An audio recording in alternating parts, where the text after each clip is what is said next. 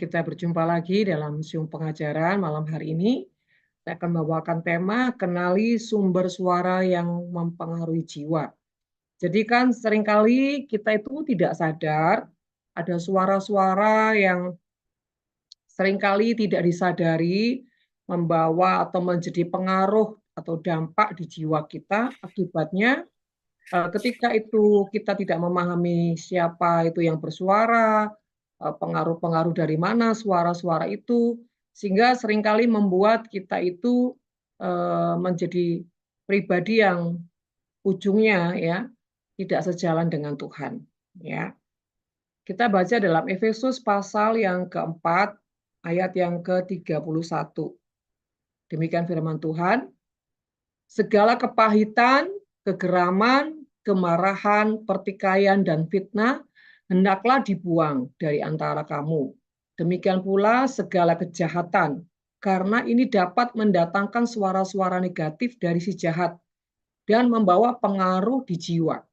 Jadi unsur-unsur semua hal-hal yang negatif atau problem atau masalah-masalah yang tidak pernah kita bereskan atau yang belum tuntas dibereskan di jiwa, itu akan menjadi sebuah landasan ya, menjadi landasan untuk roh jahat itu membawa suara-suara atau pengaruh yang buruk dalam jiwa kita. Jadi ketika kita itu kondisi jiwa kita penuh dengan kepahitan, kemarahan ya, bahkan kita jadi orang yang menyimpan banyak kecewa, luka. Ya, ketika itu tidak dibereskan sampai tuntas, maka itu seperti akan menarik magnet, ya, membawa kita mendengar atau mendapatkan suara-suara yang mendukung ya hal-hal yang negatif itu. Jadi itu yang dikatakan suara yang bisa membawa pengaruh di jiwa. Nah, sekarang yang perlu kita pelajari di sini adalah tiga hal ini. Suara siapa yang lebih sering mempengaruhi jiwa, ya, jiwa kita. Suara siapa yang lebih sering mempengaruhi jiwa kita. Artinya yang sangat dominan di jiwa kita. Ya.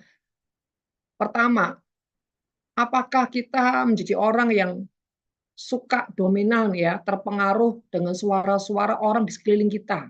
Ya, misalkan apa kata orang, ya toh, terus dengan kondisi lingkungan yang ada, kita jadi orang yang tidak punya prinsip, ya.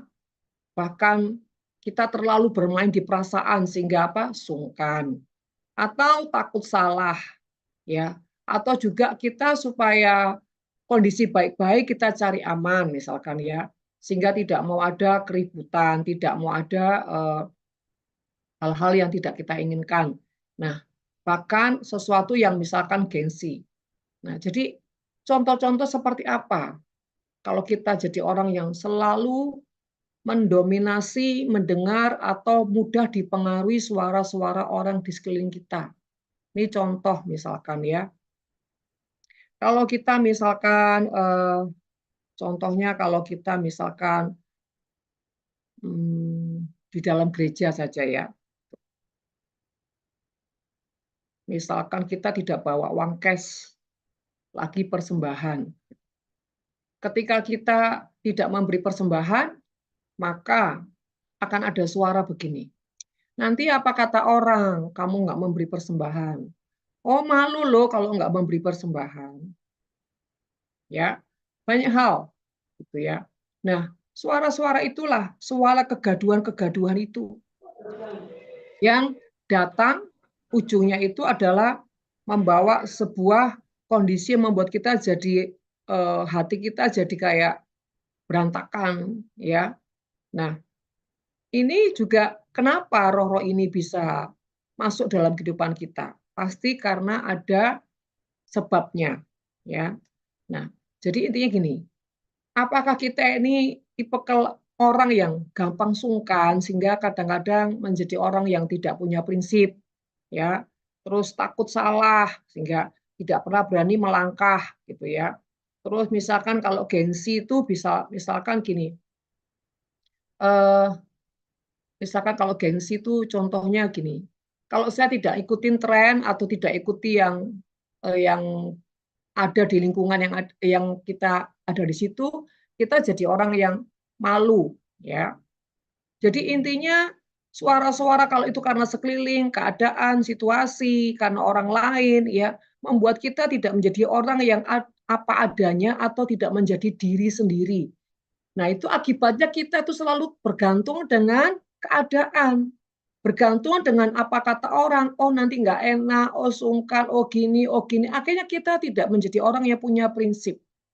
Dan ujungnya kita akan jadi orang yang mudah kompromi. Karena apa? Karena kita selalu dengar apa kata orang, ya, seperti itu.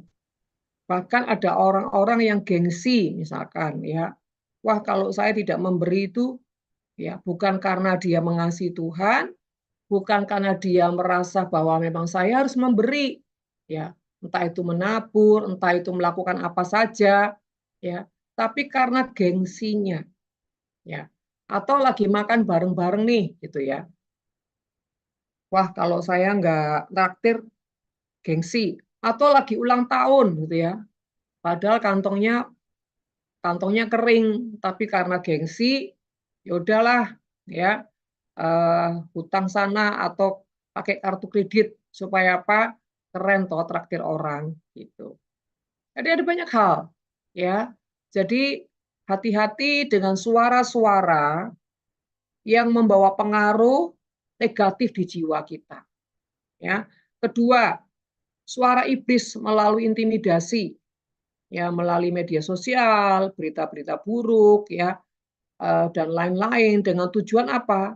Yang membuat hati mengalami tekanan, ketakutan, kepikiran, ya, yang ujungnya menimbulkan kecemasan atau sakit penyakit. Contohnya gini, kalau berita COVID ya pada dahulu, atau sekarang lagi kita dengar nih ada virus-virus yang baru. Nah, kalau kita terlalu mengkonsumsi hal-hal di media sosial, maka itu akan mempengaruhi hati kita, mempengaruhi jiwa kita, ya, sehingga ada ketakutan-ketakutan. Bahkan misalkan kalau kita misalkan dengar nih ya, waduh setelah ini nanti akan ada wabah, ya. Setelah ini nanti kondisi ekonomi akan lebih susah, ya. Ketika kita itu banyak mengkonsumsi hal-hal yang ada di media sosial, maka ya itu akan mempengaruhi jiwa kita atau gosip-gosip, ya, gosip-gosip selebriti lah, apalah gitu ya, yang membuat ketakutan dan ketakutan gitu ya. Itu Saudara, semakin kita mendengar hal itu juga akan membuat kita semakin hidup dalam tekanan, ya. Akhirnya apa? Karena tekanan-tekanan membuat kita stres, kepikiran, ya. Waduh, selain nanti beras itu naik loh, minyak naik, padahal belum, tapi sudah kepikirannya gitu ya. Wih, besok mau ada misalkan cuaca buruk, akan ada badai. Nah, ketika mendengar ini tidak berdoa, tidak mengambil solusi atau bagaimana, tapi hanya pasrah, bahkan kepikiran terus. Dan ini bisa membuat jiwa kita itu tertekan dan ujungnya mudah diserang penyakit. Ya, hati-hati dengan suara-suara yang mengkonsumsi atau yang masuk dalam jiwa. Ya.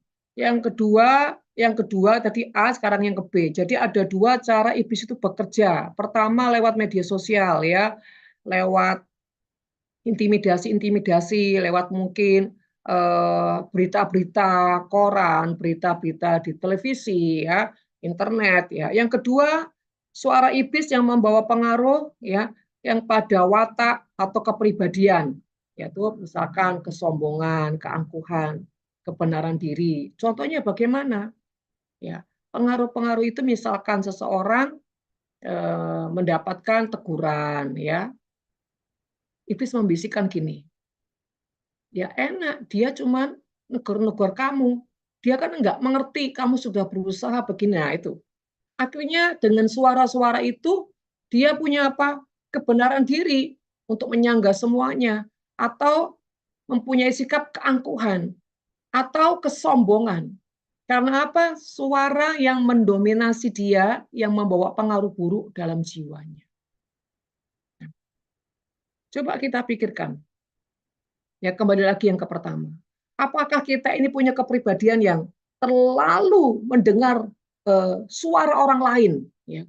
Dikit-dikit apa kata orang, dikit-dikit apa kata orang, atau ketakutan ini, ketakutan itu, ya. Nggak enak ini, nggak enak itu. Akhirnya jadi orang yang mudah kompromi, yang penting aman, gitu ya. Yang kedua adalah suara iblis yang mengintimidasi lewat media, lewat berita-berita buruk, ya, lewat televisi, lewat Facebook, lewat apa, sudah membuat kita jadi kayak ketakutan, ya. Misalkan harga beras melambung, ya, harga minyak melambung, udah ketakutan. Nah, suara-suara ini menjadi jiwa kita melemah. Yang ke B adalah di mana suara-suara iblis yang di mana dia mendominasi pada saat Tuhan itu sedang memproses kita, membentuk kita, ya. Tuhan sedang mendidik kita. Dan suara-suara itu selalu sepertinya, ya, membela kita, membenarkan kita, atau eh, lebih berpihak pada kita. Yang tadi saya katakan, kalau ada didikan, ada teguran, tiba-tiba orang tersinggung, ya, tiba-tiba orang jadi apa namanya, marah. Nah, pasti dia tidak tiba-tiba marah, tetapi ada suara-suara yang mempengaruhi jiwanya. Ya, misalkan kalau misalkan di gereja terlambat gitu ya, terus ditegur, kamu ini melayani kok terlambat gitu ya. Nah, tiba-tiba ada roh yang memanipulasi tentang kesombongan. Dia akan berkata begini, emangnya cuma di sini aja pelayanan, emangnya cuma ini aja yang bisa aku lakukan. Kalau aku mau bisa lakukan banyak hal. Atau contoh ibadah ini kalau nggak ada aku nggak akan bisa. Nih contoh ketika ditegur, ya, tiba-tiba dia marah, misalkan ya. Ada banyak hal. Coba kita sambil mendengar, sambil cross check hati. Saya ini dominannya di mana? Kelemahan-kelemahan saya di mana? Saya ini banyak mendengar suara siapa? Ya. Kalau misalkan itu suara iblis lewat intimidasi, lewat media sosial, apakah saya ini kalau misalkan ada berita-berita, baik itu di Instagram, Facebook, apa saya sudah ketakutannya luar biasa. Atau saya ini orang yang ketika mengalami didikan, mengalami teguran, saya ini orang yang gampang tersinggung. Ya. Saya ini orang yang selalu banyak alasan. Ya. Saya ini selalu pembenaran diri. Saudara itu yang mana? Ya, ada banyak suara-suara seperti itu. Ya. Jadi kalau misalkan saudara tidak tertib aja, dan tiba-tiba itu ditegur. Nah, yang keluar itu apa? Jadi apa yang keluar dari perkataanmu, dari sikapmu, pasti diawali dengan suara-suara yang kau dengar. Ya, ini saya baru membahas suara yang dari luar masuk ke jiwa. Nanti saya akan membahas penyebab mengapa suara-suara itu bisa mempengaruhi jiwamu. Ya, ingat saya sedang membawakan suara-suara siapa yang lebih dominan, yang paling sering mempengaruhi jiwamu. Ya, ini suara yang dari luar masuk ke jiwa. Nanti saya akan membahas penyebab pengaruh suara dari luar tuh kenapa bisa ya masuk ke jiwa, kenapa bisa datang. Nah, oke, kembali lagi tentang suara iblis tadi ya. Nah, suara iblis ada dua, lewat media sosial, lewat berita-berita, lewat televisi, lewat apapun, lewat bahkan lewat handphone ya, broadcast misalkan tentang gempa bumi, tentang apapun, tiba-tiba kita cuma dengar gitu langsung ketakutan, cemas, trauma, ya banyak hal lah ya. Nah, terus akhirnya kepikiran. Kalau sudah kepikiran akhirnya tertekan. Akhirnya asam lambung naik, ya, migrain gitu ya, terus sesak nafas, macam-macam ya. Bahkan ketika tersinggung pun juga bisa tertekan, Saudara ya. Hanya karena tersinggung tuh bisa tertekan karena dipikirin terus. Kok gini ya, kok gitu ya, aku ini kok salah terus ya, kapan benernya ya, kalau itu nggak apa-apa, kalau aku kenapa begini? Nah, itu. Jadi hati-hati dengan suara-suara yang sebetulnya engkau sudah kenal ini suara siapa. Ya. Bahkan tadi saya merenung gini sama Tuhan, Tuhan, Tuhan, bukankah ini seringkali saya ajarkan, maksudnya seringkali kita, apa ya, adakan Zoom untuk membahas tentang ini ya, manipulasi spirit di jiwa sebenarnya ya. Tapi Tuhan bilang gini, tetap mereka itu suka tidak memperhatikan, ya.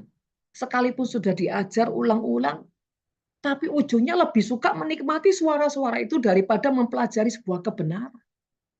Kan ini sebenarnya saya sering ajarkan nih ya, manipulasi spirit di jiwa lah, mendeteksi sesuatu yang di jiwamu lah, seringkali. Tapi kenapa ini seringkali juga menjadi kejatuhan bagi banyak orang? Ya karena ya nanti kita akan bahas di situ. Sekali lagi ini iblis yang tipikal yang kedua adalah dia membawa pengaruh ya yang bersifat atau pengaruh yang sifatnya tuh ke karakter, ke watak, ke sifat ya. Ketika ada apa? Ada didikan Tuhan. Ya, ada teguran ya. Manusia itu kalau dididik ya, ditegur, diingatkan, dinasihati kan tidak mudah ya. Lebih mudah tersinggung, mudah prasangka atau praduga yang negatif, salah paham, daripada membuka hati, merenungkan ya. Jadi Saudara terkasih, ini loh yang sedang dikerjakan iblis hari-hari ini. Iblis itu menghembuskan suara-suara yang bisa mempengaruhi jiwa manusia, bahkan membuat manusia itu gelisah ketakutan, membuat manusia itu penuh dengan tekanan demi tekanan. Ya, intinya kalau itu suara-suara yang membuat kita itu ketakutan ya, Saudara, itu akan membuat kita itu tertekan. Nah, kalau sudah tertekan, ujungnya menjadi penyakit ya. Jadi misalkan kalau orang kepikiran terus gelisah, selera makannya sudah nggak ada, akhirnya kena lambung, lambung kena akhirnya lama-lama jadi kayak lambung jadi sesak napas kan gitu Saudara ya. Nah, atau misalkan iblis itu juga bisa memanipulasi tentang kalau orang itu tidak menguasai diri dari makanan. Iblis akan bilang gini, nggak apa-apa, untuk kali ini nggak apa-apa, makan yang banyak. Sudah tahu tenggorokannya sakit, tapi yang dimakan ya sambel lah ya, yang diminum es-es ya. Ya. Kenapa? Karena iblis ingin menjebak saudara sakit. Ya.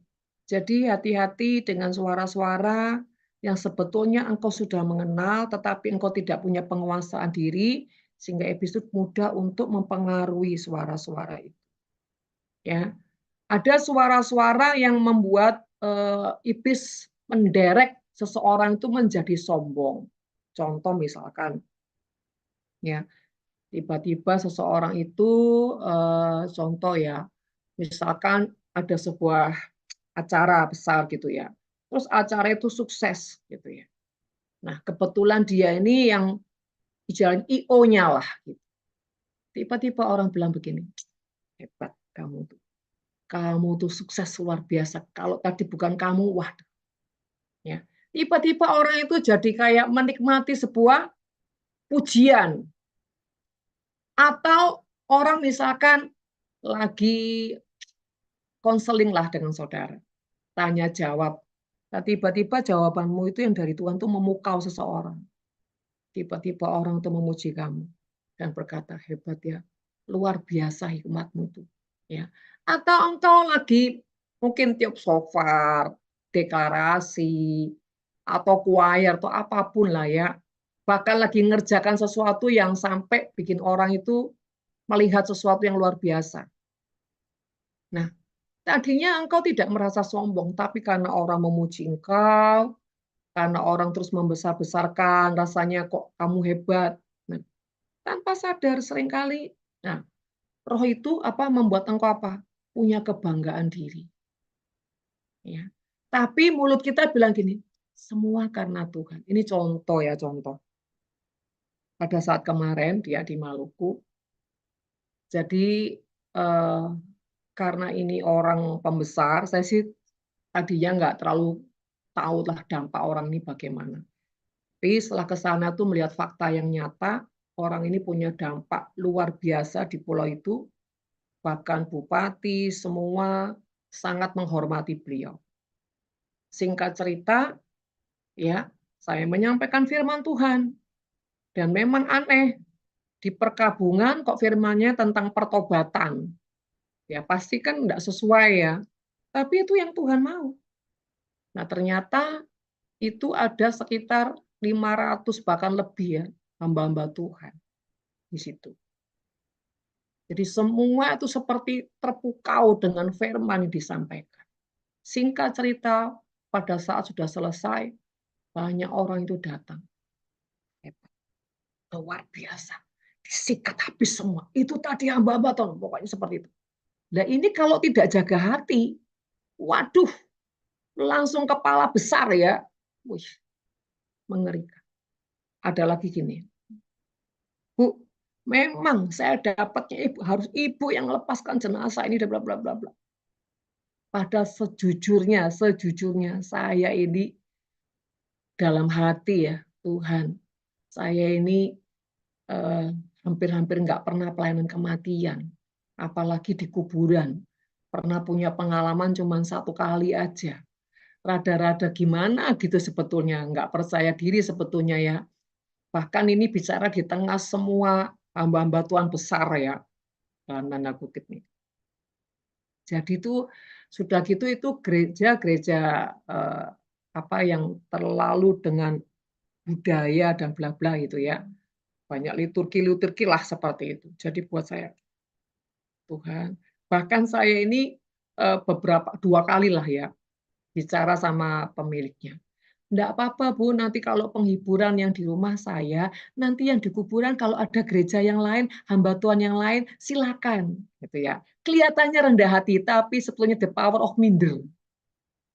Nah, ini pengakuan dosa. Ini contoh.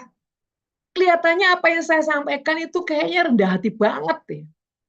Tapi memang saya tidak gini ya. Tapi saya memang benar-benar rendah hati, tapi juga ada minder dan takutnya, masalahnya gitu. Ya, ada kolaborasinya, masalahnya gitu. Tidak murni rendah hati, tapi karena ada takut dan tidak percaya dirinya, makanya ya itu. Jadi ketika bicara seperti itu Roh Kudus bilang gini, "Kamu itu ya dikolaborasi dengan takut toh, minder toh." Iya memang Roh Kudus gitu. Ya saya jujur. Ya, saya akui itu. Tapi kan saya tidak berdusta. Sampai 2 kali saya tawarkan. Tapi apa? Enggak, nanti pokoknya ibu saja. Ya sudah. Itu contoh. Ya. Terus, saudara, sepanjang acara sampai besoknya, pujian itu enggak pernah berhenti. Ketemu orang lain lagi dipuji, ketemu orang lain. Nah, itu bagaimana saya menyikapi pujian-pujian itu.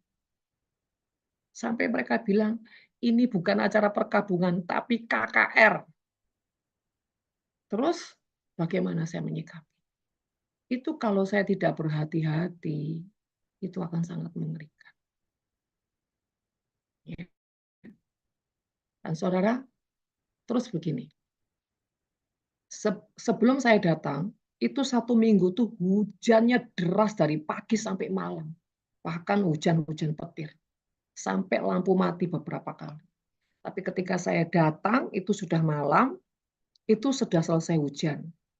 Dan besoknya dan sampai saya pulang, itu tidak hujan. Bahkan setelah mengubur, malamnya itu kita ada ucapan syukur. Di tengah khotbah saya bilang gini, saya perintahkan tidak ada hujan sampai saya pulang. Dan benar-benar terjadi tidak ada hujan. Bahkan saya bilang sampai saya di Surabaya. Itu benar-benar tidak terjadi hujan. Ya. Dan saudara, akhirnya orang bilang, Bu, betul yang Bu bilang. Nah, kalau kita tidak mengalami proses-proses perjalanan dengan Tuhan di dalam kesejatian, kita ini gampang jatuh, ya, gampang jatuh karena pujian manusia, karena kita lihat kuasa Tuhan, karena kita lihat wah kemuliaan Tuhan. Nah, itu contoh, ya. Bahkan banyak hal lah. Intinya gini, kita ini kalau mau jatuh gampang, rawan di kesombongan, di keangkuhan, bermanipulasi, ya, seperti itu. Bahkan begini, kalau misalkan contoh nih contoh, ada seseorang yang tiba-tiba gitu ya, tiba-tiba orang bisa tahu nama, ya. Atau gini aja, contoh kembali ke saya lagi. Ketika saya pulang tengah malam itu antara rumah tuan rumah itu sama hotel jaraknya nggak jauh, jadi bisa ditempuh jalan kira-kira 5 menit nyampe lah ya, nggak sampai lah ya. Dan tiba-tiba saya itu jalan raya, saya tuh karena nggak mau diantar, satu saya ini orang yang paling nggak suka ngerepotin orang, kedua orang hotelnya dekat, ya udahlah saya jalan lah, oke nggak apa-apa. Waktu saya jalan malam-malam, tiba-tiba orang bilang gini, "Selamat malam Bu Pendeta." Kenapa? Kenapa mereka jadi semua tahu? Sampai ujungnya, wah Ibu sampai viral. Karena apa? Akibat dari yang tadi siang itu khotbah. Terus, apakah saya gini? Waduh, saya dikenal orang. Waduh, saya terkenal. Apakah saya seperti itu? Tidak. Biasa saja. Ya. Kadang-kadang orang itu diagungkan sedikit, ya sudah lupa daratan. Tapi kalau dihina sedikit, tersinggung. Nah ini, ya, hati-hati dengan yang di hati kita ini loh. Jadi hati-hati cara iblis itu menjebak engkau untuk apa?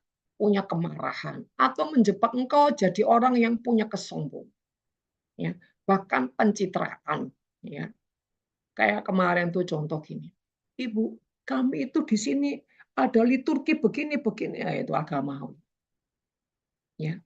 Kadang-kadang orang itu untuk membenarkan diri, untuk apapun, ya, itu semua yang bermain-main itu adalah spirit manipulasi. Ya, hati-hati. Bahkan orang seringkali tidak jujur dengan dirinya sendiri. Makanya jadi orang tuh belajar jujur sama dirimu sendiri sehingga apa? Tidak ada celah untuk iblis apa? Bermain-main, ya, bermanipulasi di jiwamu. Makanya paling aman itu jadi orang yang apa adanya, jujur pada diri sendiri, ya. Yang ketiga adalah orang yang takut akan Tuhan itu rendah hati. Kalau kau ada di tiga ranah ini, kau akan aman.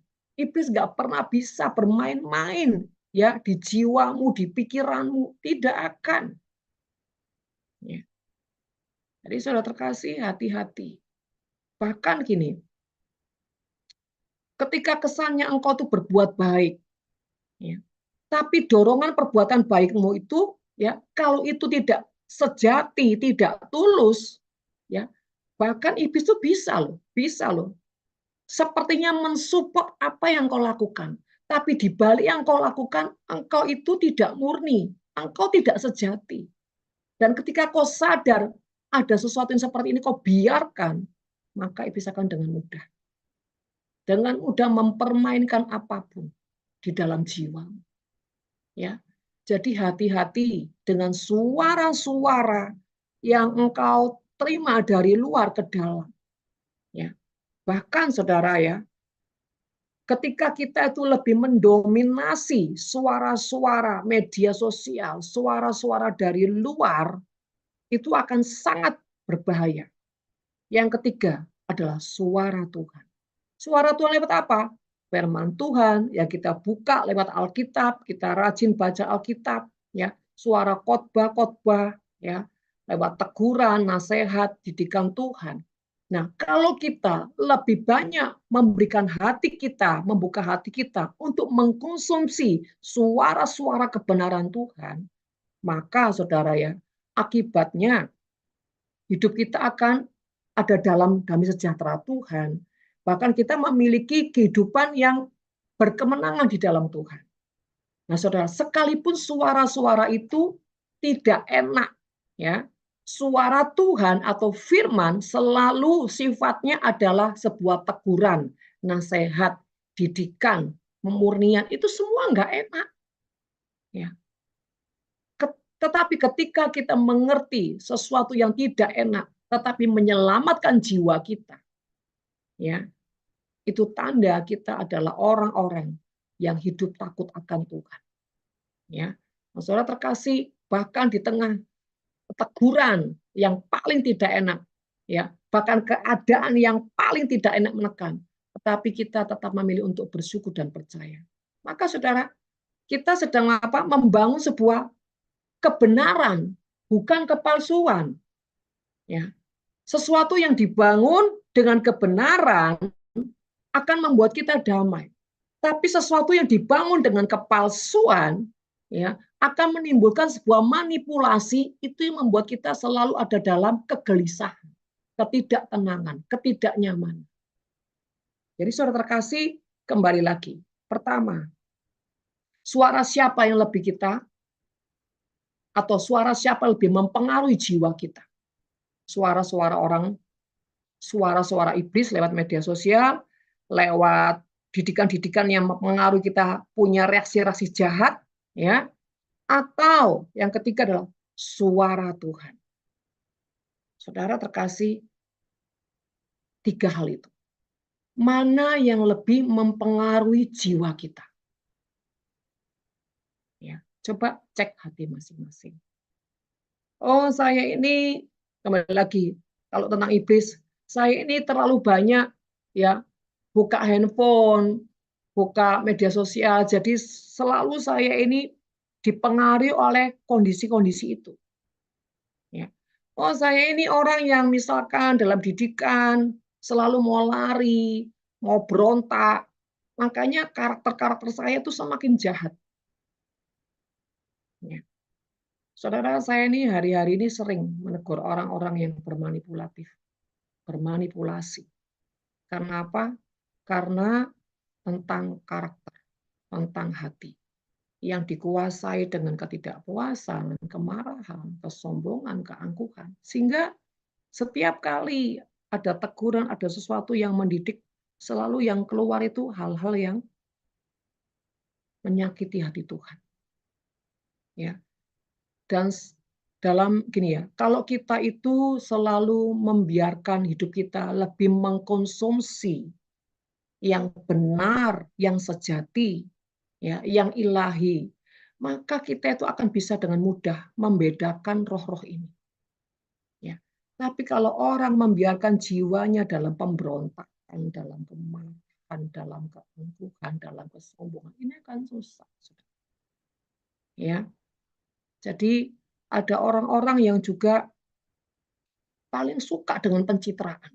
Ya. Jadi intinya gini loh, kesimpulannya apa yang menjadi isi atau indikasi di jiwamu itu juga yang akan menarik datang kepadamu. Contoh aja, kalau saudara lagi malas beribadah nih ya, malas banget, malas nih, tiba-tiba nanti tidak ada hujan, tidak ada angin, ya. Tiba-tiba perut mules, tiba-tiba kok badan nggak enak ya, meriang, tiba-tiba kepala pusing. Kenapa? Karena tadi sudah tidak ada niat untuk beribadah. Tapi kenapa tiba-tiba kok ada sakit? Itu seperti engkau yang mengundang karena engkau punya celah. Ya. Atau tiba-tiba hujan deras. Wih, dalam hati, puji Tuhan, aku bisa alasan ini hujan. Aku bisa alasan ini ada tamu. Aku bisa alasan, ingat. Ya, apa yang di dalam jiwamu akan menarik sama seperti yang kau mau. Ya, dalam hal yang negatif. Kalau gini, makanya sesuatu yang negatif kok cepat sekali ya. Tetapi kenapa sesuatu yang baik kok lama banget? Ya iya, karena sesuatu yang negatif itu sampah. Sampah itu nggak perlu dibersihkan, malah menimbulkan kotoran-kotoran. Tetapi sesuatu yang baik itu perlu pembersihan, makanya susah atau bosan, lama sekali impartasinya. Ya, jadi saudara jangan heran, Bu, kalau saya ngomong yang baik-baik, kok susah ya Bu ketularan. Tapi begitu saya ngomong yang jelek, itu langsung aja. Sekali lagi, sesuatu yang sampah tidak perlu perjuangan. Tetapi semua yang baik itu butuh perjuangan. Ya, butuh kerja keras. Karena apa? Yang baik, yang sejati, yang murni, itu yang ilahi, itu yang suci. Bagaimana tuh bisa mudah? Ya enggak mudah, saudara. Orang bertobat aja butuh proses. Tapi coba orang berbuat dosa, enggak perlu proses. Begitu menginginkan, langsung semua datang. Ya kan, saudara? Begitu pikiranmu cabul aja, langsung semua itu nanti datang semua akses-aksesnya itu. Karena apa? Itu yang menarik dalam dirimu. Kalau engkau orang yang suka pencitraan, nanti yang datanglah semua pencitraan. Percayalah, saudara. Engkau ini sombong, nanti yang datang semua unsur-unsur kesombongan yang sepertinya mendukung, mensupport dirimu.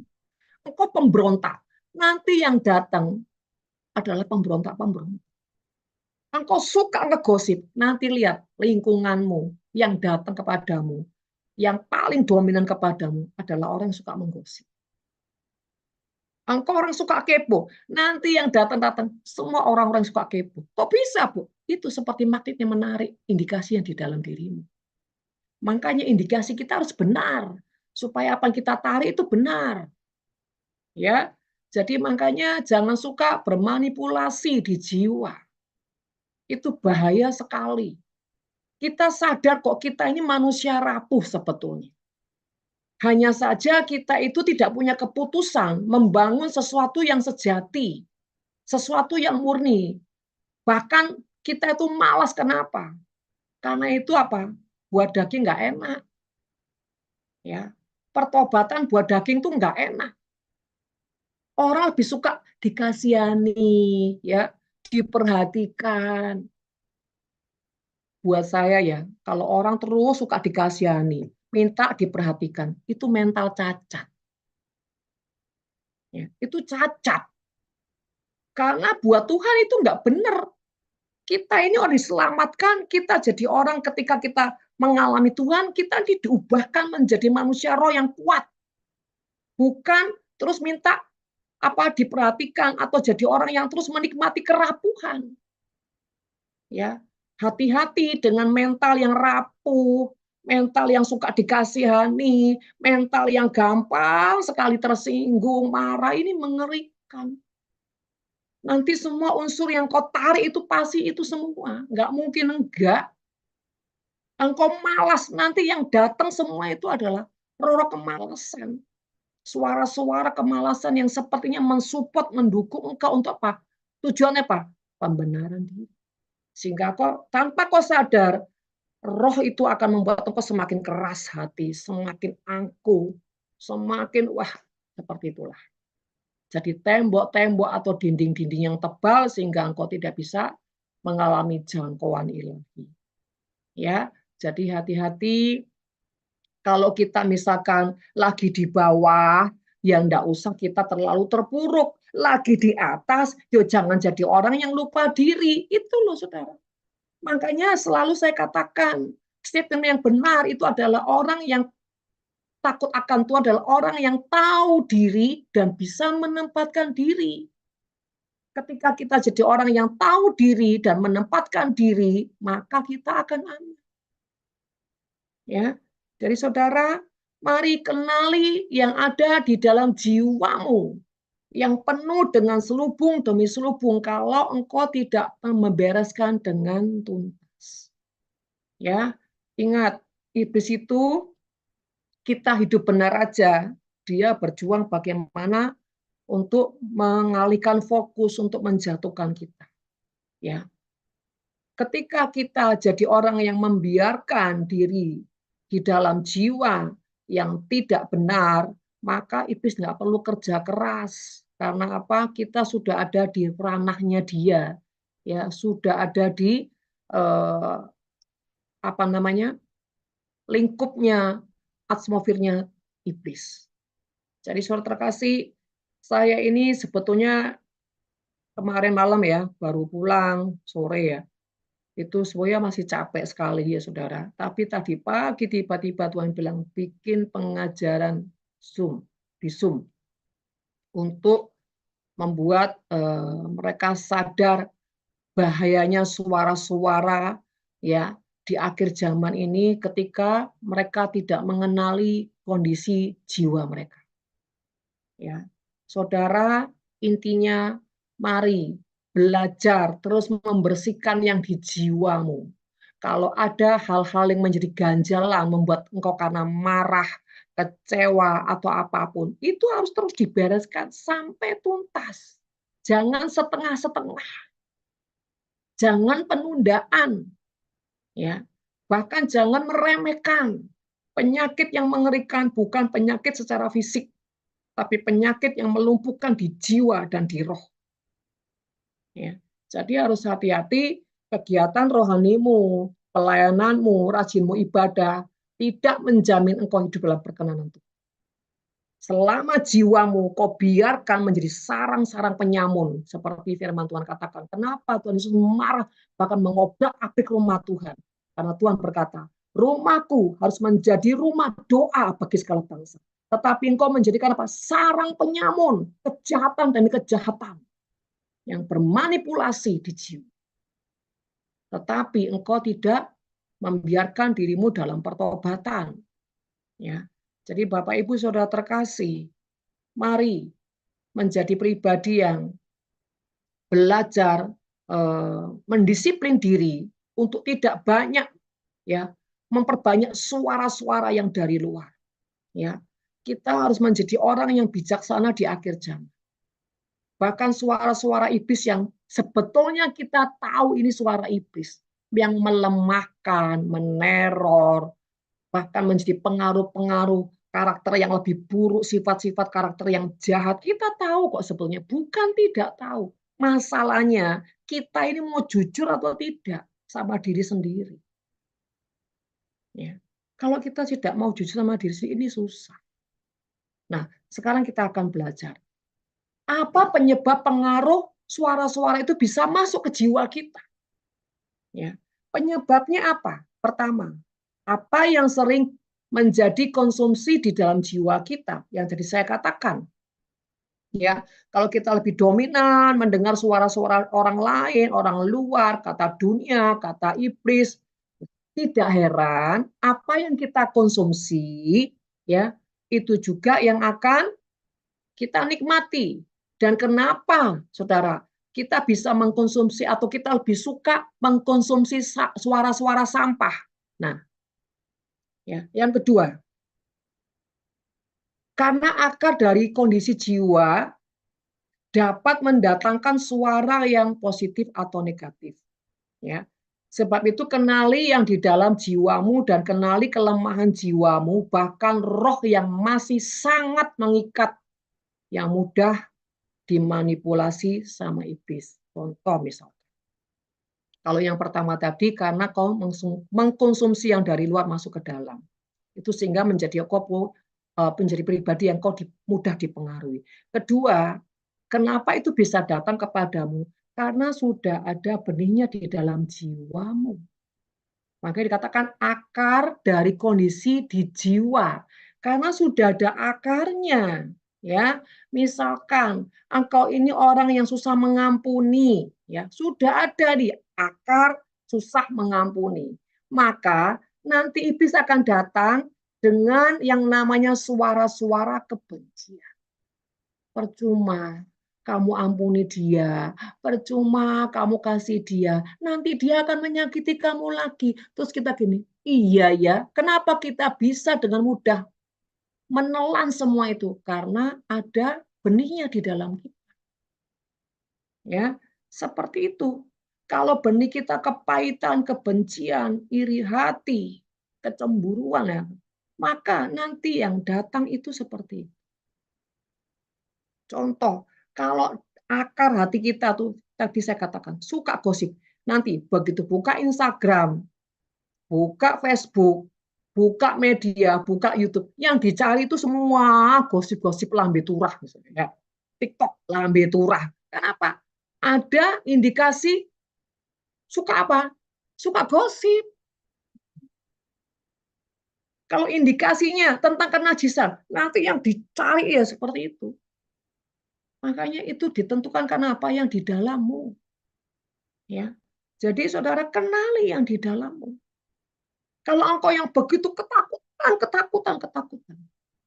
ya, nanti engkau juga akan mencari semua makanan-makanan yang mengkonsumsi di jiwamu itu tentang ketakutan. Ya, sudah tahu misalkan ini contoh film horor itu kan menakutkan bagi orang-orang yang takut ya. Tapi malah suka nonton film horor itu cerita. Itu contoh-contoh. Ya. Sudah tahu misalkan engkau tuh orang yang sangat khawatir, sangat ketakutan, tapi suka ya baca broadcast-broadcast yang ujungnya membuat engkau jadi takut.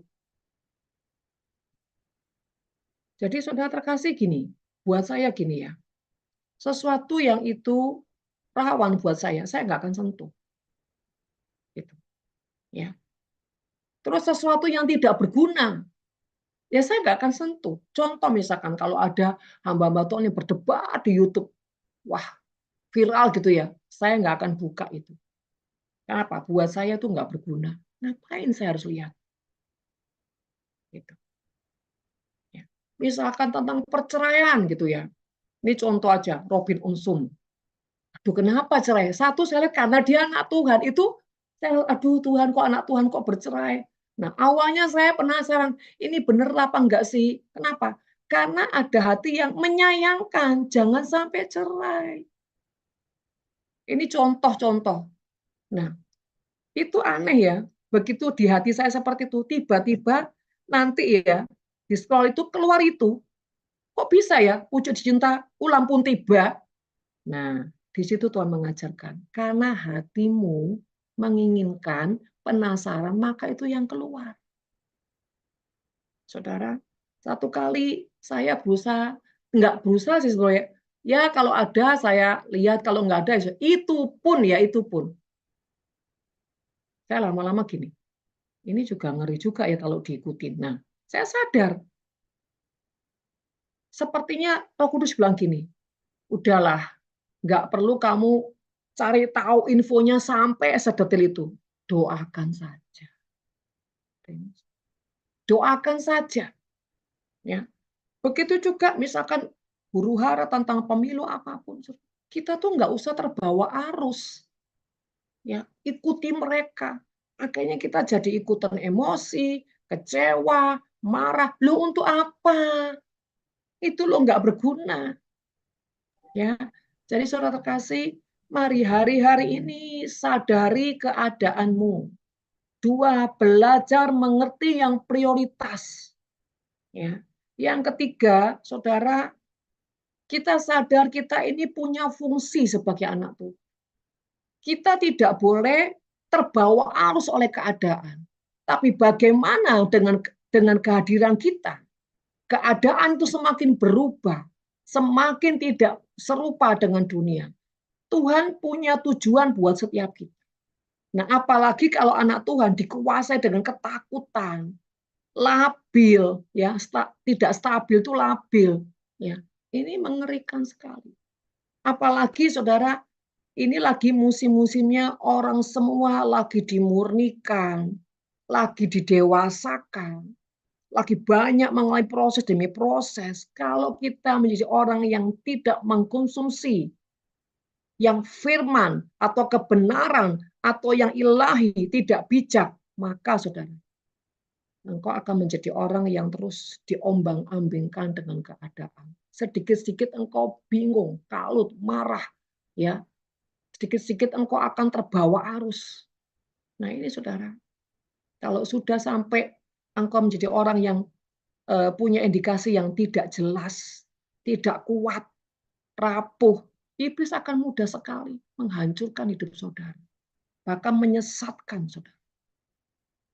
Ya, hati-hati hari-hari ini saudara terkasih, di akhir zaman ini suara-suara yang dapat membuat engkau terpuruk, putus asa, tidak bergairah dengan Tuhan, bahkan trauma dengan Tuhan. Hati-hati suara-suara yang semakin melemahkan dirimu, bahkan semakin engkau menjadi orang yang kayak pasrah, bukan berserah, tapi pasrah dengan keadaan. Tidak mau bangkit, tidak mau berjuang. Dan tujuannya adalah iblis melumpuhkan semua kekuatan di jiwa. Kalau sampai iblis membuat engkau lumpuh di jiwa, engkau tidak punya kekuatan untuk mencari Tuhan. Percayalah, sekalipun engkau sepertinya setia, tapi jiwamu nggak bisa dibohongi, lagi mengalami kematian. Untuk apa kalau engkau terus ya seperti mumi datang kepada Tuhan? Untuk apa, saudara? Hidup memang berproses. Tapi proses adalah sebuah jembatan untuk kau menjadi pribadi yang lebih baik, lebih dewasa, lebih kuat, bahkan menjadi lebih serupa dengan Tuhan. Bukan malah sebaliknya. Apapun itu. Tadi siang saya sempat ngobrol lah sama Ike. Ya hari-hari ini, lewati saja dengan tenang. Sampai segala sesuatu selesai. Jangan seperti anak kecil yang teriak-teriak, marah-marah dengan Tuhan, kecewa, nggak jelas. Ya, nggak terkasih. Hari-hari ini berhati-hatilah dengan caramu mendengar, dengan caramu menangkap sesuatu, bahkan dengan caramu berpikir.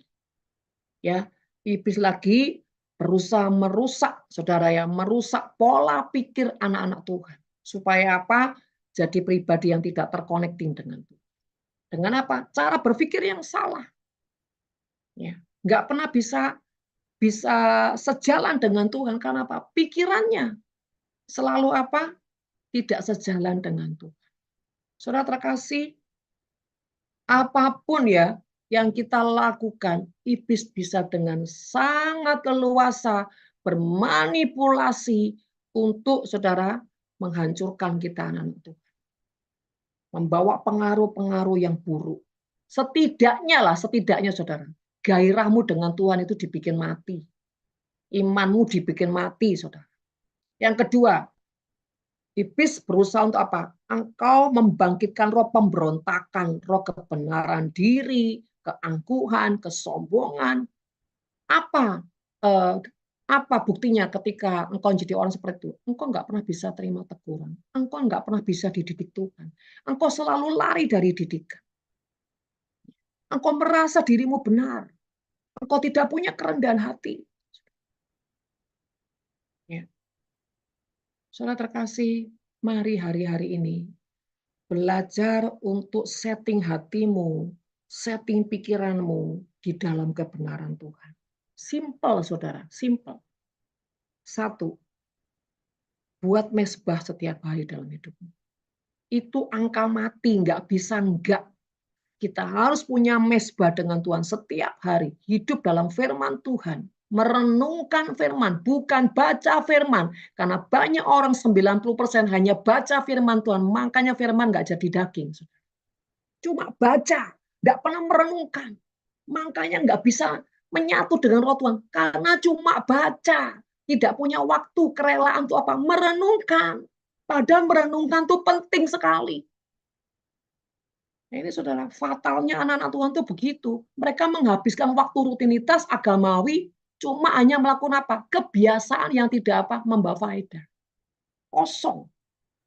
Kita harus punya waktu bukan cuma baca firman, merenungkan bila perlu siang dan malam. Kalau firman tidak pernah kau renungkan, berarti kau tidak punya respect dengan apa? Hatinya Tuhan. Kau juga menganggap firman itu angin lalu. Gak bisa. Firman harus nyantol bukan cuma di pikiran, tapi di hati kita. Sampai firman menjadi kehidupan kita. Yang selanjutnya adalah kenali. Misalkan contoh saya ini orang gengsi, saudara. Sangat gengsi. Karena saya tahu saya ini orang gengsi. Makanya saya terus membuka kesadaran saya bagaimana saya harus punya pertobatan. Ya. Jadi, saudara, pertobatannya bagaimana, saudara? Ya jadi orang yang rendah hati supaya saya bisa meletakkan gengsi saya. Jadi orang yang apa adanya, bukan ada apanya. Kalau memang saya salah ya saya bertobat. Saya tidak akan beralih atau berdalih-dalih atau pembenaran diri. Saya tidak akan bertopeng. Itu caranya. Saya tahu saya gengsi. Makanya Tuhan izinkan ada sesuatu yang diremukkan dalam diri saya. Untuk apa? Menghancurkan gengsi saya. Berapa lama saya melewati gengsi saya? Saudara, cukup lama. Tergantung, karena itu ada level-levelnya, saudara. Kita itu semua punya level-level dengan Tuhan, nggak sama. Ya, makanya saudara terkasih, bagaimana kita seperti kemarin ya, waktu di Maluku. Tuan rumah tuh setiap kali gitu saya ketemu orang langsung ngomong gini, Bu, scan. Dia bilang ini kayak di border aja suruh scan saya bilang itu. Tapi dia ngomong, Bu, scan. Ini kayak udah di airport aja. Saudara, artinya tuh lihat seseorang bongkaran. Tapi saya tetap ya saudara ya, tidak akan lakukan kalau Tuhan tidak suruh. Saudara terkasih, ketika saya melewati itu, Tuhan bilang gini sama saya. Karena ada orang tanya sih, ada orang ini. Kok bisa ya Bu, kamu tuh membedah di dalam jiwa seseorang? Semua kamu bedah. Saya ketika ada pertanyaan itu, saya merenung. Iya ya Tuhan. Tapi saya sempat ngomong, yaitu Tuhan di dalam saya, bukan saya. Nah, disinilah saya seperti diingatkan Tuhan sebuah kesimpulan. Kalau kamu suka mencintai kebenaran, hidup dalam kebenaran, dan itu menjadi habitmu, maka ketika engkau ketemu yang tidak benar, itu akan mudah ditelanjangi, akan terlihat dengan jelas, bahkan bisa dirasa. Nah, di sini saudara. Artinya, saya mau menggarisbawahi ya, cintailah kebenaran, yaitu firman. Maka kebenaran itu memerdekakan engkau. Ketika kau dimerdekakan, engkau akan dengan mudah melihat hal-hal yang tidak benar. Ya. Jadi kemarin ketika saya bertemu dengan orang-orang yang bermanipulasi, saya tidak menjawab pertanyaannya, tapi saya kembalikan ke pertanyaan. Maksud dan motivasimu kemana? Nah, saudara, kenapa saya bisa bertanya seperti itu? Karena saya tahu di balik pertanyaannya itu ada motivasi. Yang kedua, saya bertemu dengan orang yang berpura-pura, ya, berpura-pura. Saya cuma diam saja, saya dengerin dia ngomong, tapi saya tidak menjawab. Terakhir baru saya bilang gini. Dia tanya, kenapa ibu tidak menjawab pertanyaan saya? Karena pertanyaanmu tidak perlu dijawab. Karena apa? Kamu berpura. Langsung orangnya itu mukanya merah. Dan situ Tuhan sadarkan saya. Tuhan bilang begini sama saya. Nah, indah nggak? Apakah gini? Indahkah kebenaran itu? Iya Tuhan, indah. Kebenaran itu indah sekali, saudara. Karena itu akan membongkar, membedah semua yang tidak benar. Kita benar-benar menjadi pribadi yang merdeka. Sekalipun ya, kita masih punya proses. Tapi setidaknya kita tidak mudah dimanipulasi dengan roh jahat. Kita tidak mudah mendengarkan suara-suara yang kita tahu itu bukan Tuhan. Ya. Jadi saudara terkasih, mari hari-hari ini jangan engkau dibelenggu dengan suara-suara yang seharusnya engkau tidak perlu terpenjara, tidak perlu terpuruk, tidak perlu engkau terbelenggu. Harusnya engkau bisa membedah dan menghancurkan belenggu-belenggu itu. Bahkan engkau tidak perlu tertipu dengan suara-suara. Dengan catatan yang di jiwamu harus benar-benar kebenaran yang memerdekakan. Kalau orang jiwanya penuh dengan kebenaran Tuhan, dia tidak akan mengalami sebuah kelumpuhan atau belenggu dalam jiwa. Ya. Jadi saudara kasih, berhati-hatilah. Ya. Bahkan seperti kemarin saya bilang ini. Saya kemarin memuji ada satu MC ya. MC-nya ini saya ulang-ulang ngomong gini. MC-nya tuh bagus sekali. Sekalipun dia MC, dia tidak bertele-tele, dia tidak bermanipulasi, ngomong yang seperlunya, ngomong yang jelas, tidak mengada-ada. Jadi ada sebuah kewibawaan. Ya. Saya tuh sampai ngomong ya sama tuan rumah, "Itu MC bagus banget." Langsung ibunya tuh bilang gini, "Iya ya, rasanya kalau didengar tuh adem." Kenapa? Karena orang itu penuh kebenaran. Tapi kalau orang itu udah banyak hal, ya, itu yang keluar pasti sampah, ya, yang tidak tidak berguna, yang cuma buang-buang energi, cuma pencitraan, ya. Bahkan wajah aja bisa pencitraan, Saudara. Senyum orang, ya, kebaikan orang itu bisa pencitraan. Makanya Saudara, ketika kita selalu mencintai dan hidup dalam kebenaran, maka kita akan bisa membaca topeng-topeng orang, ya. Kita akan bisa mengerti ada orang-orang yang tidak tulus, yang memanipulasi dan bla bla. Artinya Saudara ya, kita ini adalah terang Tuhan. Kita bukan kegelapan, bukan samar-samar. Yang namanya terang semua kelihatan jelas dan tidak ada kegelapan. Tapi kalau kita masih termanipulasi, bahkan dimanipulasi, karena apa? Jiwamu belum dimerdekakan. Jiwamu masih dalam kegelapan. Sehingga banyak akses-akses iblis untuk memanipulasi dan membodohi dan membuat engkau mengalami kecacatan. Jadi saudara terkasih, ingat pengaruh-pengaruh yang masuk ke dalam jiwa, karena semuanya ada indikasi di dalam kita. Yang terakhir, saudara, pengaruh suara yang terbesar itu masuk melalui apa? Pertama, pikiran. Ya, suara-suara yang terbesar itu selalu masuknya awalnya di pikiran. Karena pikiran ini adalah alam bebas. Ya, apapun bisa masuk ke pikiran kita.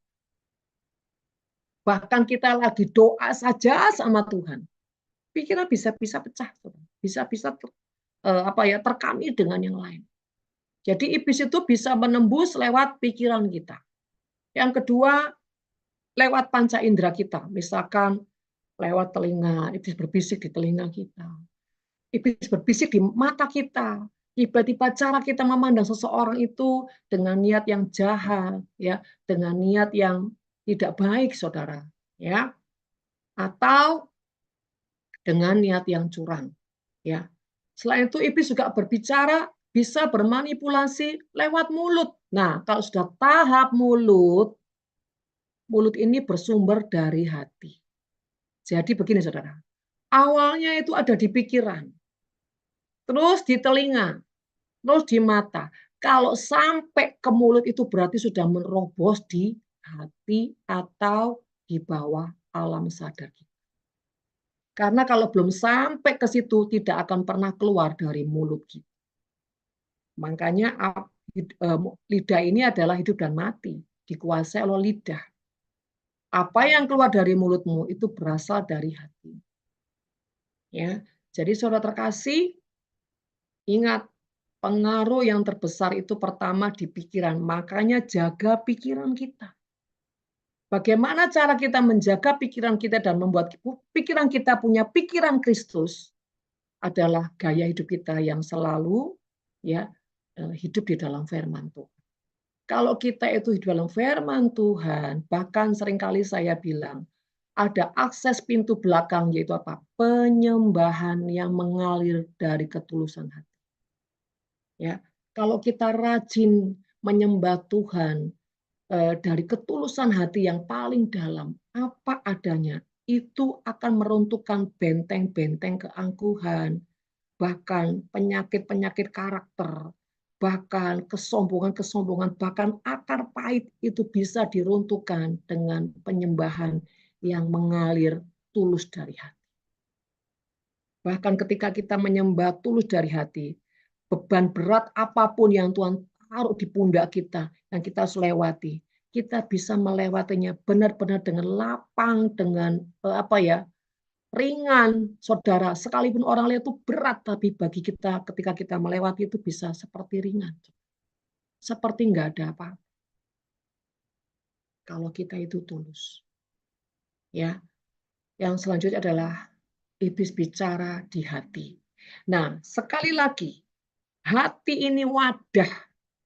Hati kita tidak akan bisa terkamiri dengan sangat mudah kalau kita mengkonsumsi hal-hal yang ilahi. Kalau kita rajin melakukan firman Tuhan, kalau kita menjadi orang yang mencintai didikan Tuhan, suka dimurnikan Tuhan, suka didewasakan Tuhan, jiwa kita atau hati kita tidak akan mudah terkamiri. Ya, karena apa?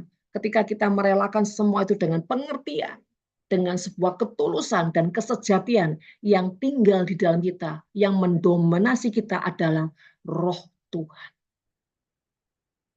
Roh Tuhan. Dan roh Tuhan tidak bisa dimanipulasi.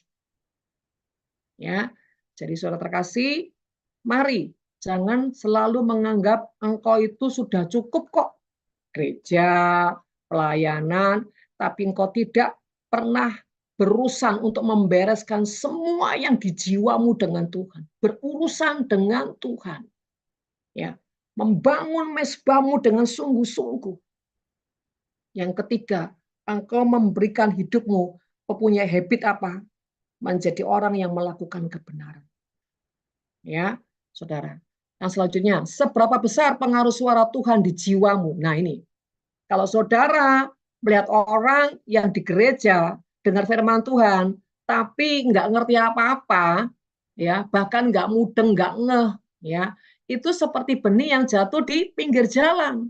Kenapa bisa seperti itu? Karena dia tidak pernah punya hubungan dengan Tuhan. Yang kedua, masih ada keterikatan dengan roh-roh pengaruh-pengaruh roh jahat yang dulu, ya, yang dulu itu belum bersih. Makanya kalau ada orang dengar firman Tuhan ngantuk, bukan karena dia ngantuk ya, tapi roh itu selalu ketika ada firman selalu membuat dia tertidur. Itu ada pengaruh roh jahat yang masih mengikat. Ya, yang pertama adalah karena dia tidak punya hubungan dengan Tuhan. Ya, sehingga firman itu seperti apa? Tembok tebal. Dia tidak bisa masuk ke dalamnya.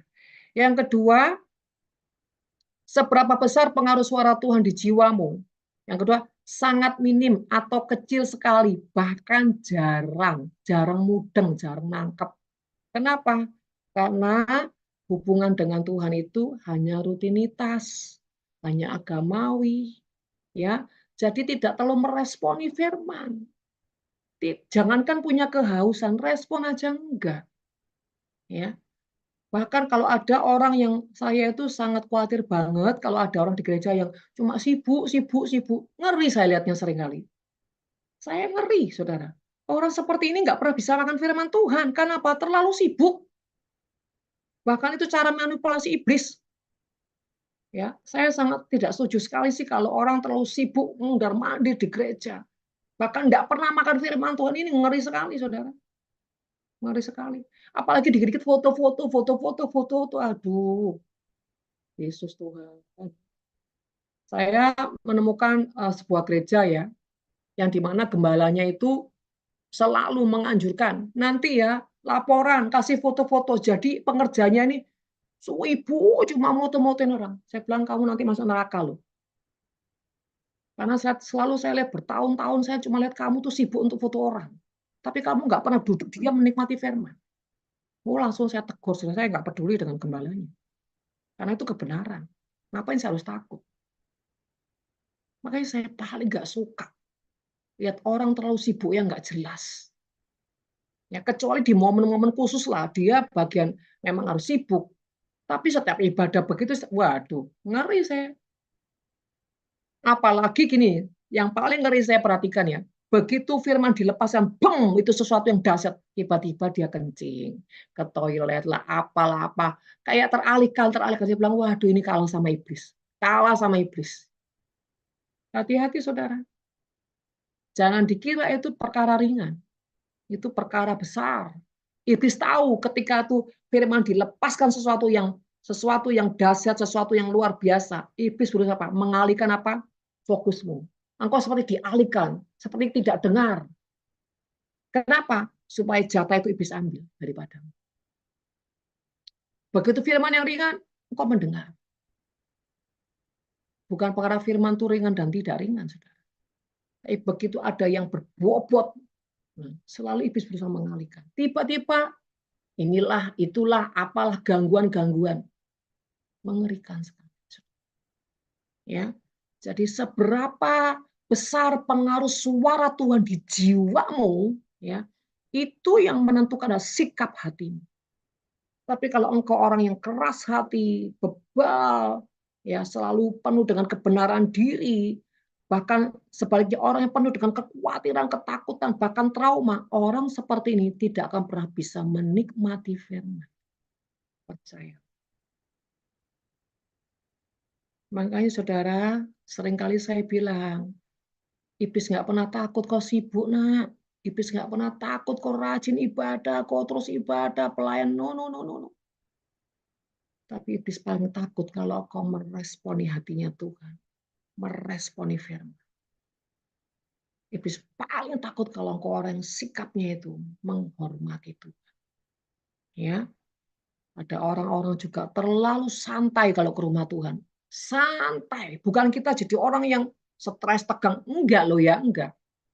Kayak terlalu lambai, terlalu lambat, terlalu ya ada sikap yang seperti meremehkan, santailah. Dolek santai waktumu panjang enggak apa-apa. Lalu sudah mepet waktumu kok santai. Itu menghina Tuhan. Sering kali Saudara.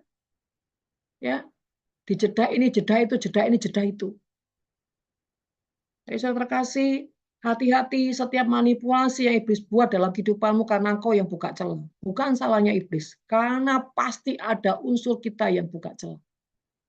Ya, kita nggak buka celah aja, saudara kita ini peperangan loh. Apalagi kalau kita buka celah. Bedanya apa? Iblis nggak perlu berjuang. Kalau sama orang sudah buka celah, iblis nggak perlu berjuang karena apa? Sudah bocor, sudah lubang. Ngapain saya harus bekerja keras? Iblis bekerja keras sama kalau orang lain tidak punya celah, tidak punya lubang, iblis kerja keras. Ya, nyukitin dikit-dikit, tuh lubang-lubangnya dicukitin dikit-dikit. Itu pun kalau bisa. Ya, nah yang selanjutnya, seberapa besar pengaruh suara Tuhan dalam jiwamu? Yang ketiga adalah mudah menangkap dan mencerna firman Tuhan. Ini kenapa? Karena kau punya kehidupan mesbah dengan Tuhan. Kalau kau punya kehidupan mesbah setiap hari dengan Tuhan, kau punya pujian, kau punya firman yang kau renungkan, yang kau gali, kau lakukan, engkau akan dengan sangat mudah menangkap dan mencerna firman. Setia dengan melakukan firman Tuhan, artinya menjadi orang yang tidak lari dari proses, tidak marah dengan proses, tidak kecewa dengan proses, tidak berontak dengan Tuhan, tetapi jadi orang yang apapun Tuhan mau, saya lewati, saya jalani, saya punya sikap yang menyenangkan Tuhan. Sekalipun loh ya, bagi dunia itu kebodohan. Tapi ketika kita punya pengertian, kita melakukannya dengan penuh kerelaan. Yang ketiga, selalu meningkatkan kehidupan, nilai-nilai kehambaan di dalam Tuhan. Suka rendah hati, suka menguasai diri, ya, tidak berbantah ini dong itu, perang saudara ya. Saya paling nggak suka namanya perdebatan. Ya, saya paling benci yang namanya perdebatan. Makanya kalau menghadapi orang-orang yang suka berdebat, yang mulutnya gampang lecek, saudara ya, itu saya pasti akan menyikapi dengan diam. Kecuali Tuhan berperkara, saya akan hardik habis-habisan. Ya, karena saya tahu itu tipu daya setan. Makanya mulut ini harus dijaga. Jangan membiasakan perdebatan menjadi sesuatu yang kau anggap itu biasa. No, itu tidak biasa. Mulut kita ini punya pengaruh kehidupan dan kematian. Kalau perdebatan kau anggap sesuatu yang biasa. Ya, jadi saudara terkasih, kenalilah yang ada dalam jiwamu. Ya, indikasi di dalammu itu ada kemarahan, kesombongan, keangkuhan, atau apapun yang itu sifatnya sampah-sampah yang membuat engkau terlempar dari Tuhan. Yang membuat engkau apa? Punya mengundang semua suara-suara yang sesuai dengan indikasi hatimu yang penuh. Kalau kau penuh kecewa, maka yang datang akan penuh sesuatu yang kecewa. Ya. Yang terakhir dikatakan kehidupan yang rajin mendengar suara Tuhan. Seperti apa dampaknya? Ulangan 28 ayat 1 sampai 3. Jika engkau baik-baik mendengar suara Tuhan Allahmu dan melakukannya dengan setia. Saudara dengarkan? Dengar baik-baik. Apa arti dengar baik-baik? Dengar baik-baik itu bukan dengar sebagai pengetahuan, tapi dengar sebagai perenungan, sampai engkau merenungkan dan tahap melakukan. Bukan cuma melakukan, tapi setia melakukan. Ya, itu namanya mendengar dengan baik-baik, saudara. Kalau cuma mendengar sebagai pengetahuan, oh aku ngerti, oh aku tahu, itu bukan mendengar suara Tuhan dengan baik. Kalau kau mendengar suara Tuhan dengan baik, itu sampai kau merenungkan dan kau sampai tak melakukan, dan melakukan bukan sesaat, tapi melakukan terus menerus itu artinya sampai pada tahap kesetiaan. Ya, yang kedua, segala perintahnya yang kusampaikan kepadamu hari ini, maka Tuhan Allahmu akan mengangkat engkau di atas segala bangsa. Kalau kita punya respon yang tadi, mendengarkan sampai meresponi, merenungkan, dan melakukan dengan setia, maka saudara, orang yang setia melakukan firman Tuhan adalah orang yang hidup dalam firman. Artinya apa? Orang siap dalam didikan Tuhan, siap mengalami permukaan, dimurnikan, dibentuk, ya, diajar, dididik Tuhan. Ketika dia punya sikap yang benar, sikap yang berkenan, maka ujungnya, ya, ujungnya efek dari semua itu, saudara, Tuhan akan mengangkat kehidupan orang tersebut.